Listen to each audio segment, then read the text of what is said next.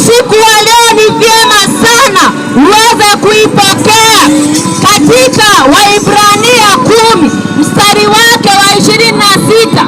Neno la Bwana linasema, kama tukiendelea kutenda dhambi kwa makusudi baada ya kupokea ufahamu wa ile kweli. Bwana Yesu asifiwe.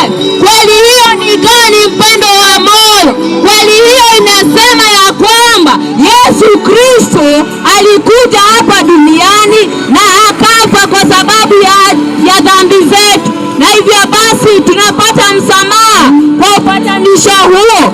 Anasema kama tukiendelea kutenda dhambi kwa makusudi baada ya kupokea ufahamu wa ile kweli, hakubaki tena dhabihu kwa ajili ya dhambi. Bwana Yesu asifiwe. Unapata kuelewa kuna hatari ya kukataa neema ya Mungu. Kuna hatari ya kuendelea katika dhambi baada ya neema kufunuliwa. Na anasema lakini kinachobaki, haleluya, lakini kinachobaki ni kungoja kwa hofu hukumu ya moto wakao utakaoangamiza adui wa Mungu.